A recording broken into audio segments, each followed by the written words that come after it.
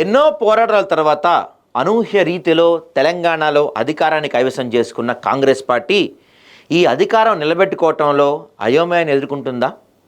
ఎన్నికల హామీలు నెరవేర్చడానికి సీఎం విశేషంగా కృషి చేస్తున్నా పార్టీ నేతలు ఆయనతో కలిసి రావడాలన్న విమర్శలే ఎక్కువగా వినిపిస్తున్నాయి. తనకంటే సీనియర్లను మంత్రులుగా తీసుకున్న సీఎం రేవంత్ రెడ్డి వారికి ఎక్కువ గౌరవం ఇవ్వడం కూడా ప్రభుత్వంపై అదుపు లేకుండా చేసిన విమర్శలు వినిపిస్తున్నాయి.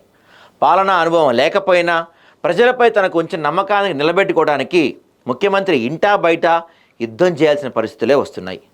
2023 ఎన్నికల్లో ఏ అంచనాలు లేని కాంగ్రెస్ను విజయ తీరాలకు చేర్చిన ముఖ్యమంత్రి రేవంత్ రెడ్డి అధికారం చేపట్టాక పార్టీ నేతలపై మెతక వైఖరి అవలంబించడంతో పరిస్థితి కట్టుతప్పుతుందని పరిశీలకులు అంటున్నారు.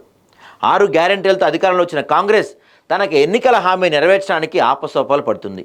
ఇందుకు రాష్ట్ర ఆర్థిక పరిస్థితులే కారణమన్న వాదన వినిపిస్తుంది. అయినప్పటికీ ఎక్కడా లేని శక్తిని కూడగట్టుకొని ముఖ్యమంత్రి రేవంత్ రెడ్డి ప్రభుత్వాన్ని నడుపుతున్నారు. ప్రమాణ స్వీకారం చేసిన 2 రోజులకే ఉచిత బస్సు ప్రయాణాన్ని ఆయన చెప్పిన దాన్ని ఇచ్చేశారు. దాని తర్వాత ఆరోగ్యశ్రీ పరిమితి పెంచారు. అదేవిధంగా రైతు రుణమాఫీ కూడా చేశారు. రైతు బంధు, వ్యవసాయ కూలీలకు ఆర్థిక సాయం వంటి ఎన్నో హామీలు నెరవేర్చడంతో పాటుగా 10 ఏళ్లుగా పంపిణీ చేయని రేషన్ కార్డులు కూడా ఇస్తున్నారు. అధికారం వచ్చిన 13 నెలల్లోనే ఎన్నో కార్యక్రమాలు చేసిన 10 ఏళ్ల బీఆర్ఎస్ పాలనతో 13 నెలల పాలనను పోల్చి సొంత క్యాడరే డ్యామేజ్ చేస్తుందనే అభిప్రాయం కూడా వ్యక్తమవుతుంది. గత నెలలో దావోస్ పర్యటన విజయవంతంగా ముగించిన ముఖ్యమంత్రి రేవంత్ రెడ్డి రాష్ట్రానికి భారీ పెట్టుబడులు తీసుకొచ్చారు. అదేవిధంగా 4th సిటీ కాన్సెప్ట్తో పాటు మూసీ ప్రక్షాళన, స్కిల్ యూనివర్సిటీ వంటి చెప్పుకోదగ్గ కార్యక్రమాలు చేస్తున్నారు. కానీ ఈ పథకాలు, ప్రణాళికలపై కాంగ్రెస్ పార్టీ నుంచి తగిన ప్రచారం లభించడం లేదు. ఎక్కడ ప్రజలు ఈ పథకాలను అర్థం చేసుకొని ఆదరిస్తే ముఖ్యమంత్రి రేవంత్ రెడ్డి తాము లెక్క చేయరు అన్న ఆందోళన ఆ పార్టీలో ఎక్కువ కనపడుతుంది.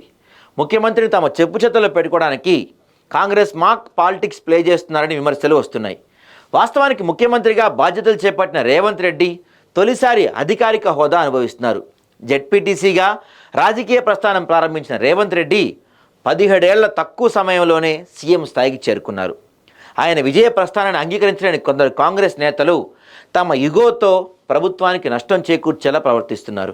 దీంతో పాటుగా ముఖ్యమంత్రి రేవంత్ రెడ్డి కూడా సీనియర్లకు వారికి మితిమీరిన గౌరవం ఇవ్వటం వలన పరిస్థితులు అదుపు తప్పుతున్నాయి. ప్రభుత్వ అధికారిక కార్యక్రమాల్లో మునుగోడు ఎమ్మెల్యే రాజగోపాల్ చేసిన కామెంట్స్ ప్రతిపక్షానికి అస్త్రంగా మారాయి. తాజాగా 10 మంది ఎమ్మెల్యేలు ప్రత్యేకంగా భేటీ అవ్వటం ఒక భూకంపమే తీసుకొచ్చింది. ముఖ్యమంత్రి రేవంత్ రెడ్డి ప్రజల పట్ల సీరియస్గా వ్యవహరిస్తున్నారు. హైడ్రా పేరిట హైదరాబాద్లో అక్రమాలు తొలగించేస్తున్నారు. ఇదే సమయంలో ప్రతిపక్ష నేతల ఆక్రమణలు, రాజకీయాలు జుటైన కాంగ్రెస్ నేతల అనుభవంలో ఉన్న భవనాలను పునాదులు సహా పెకిలించేస్తున్నారు. కానీ సొంత పార్టీ నేతలను అదుపు చేయడంలో మాత్రం విఫలమవుతున్నారు. ఈ పరిస్థితిపై అధిష్టానం కూడా జోక్యం చేసుకున్నా కొందరు మంత్రుల తీరు మారటం లేదని టాక్ వినిపిస్తుంది.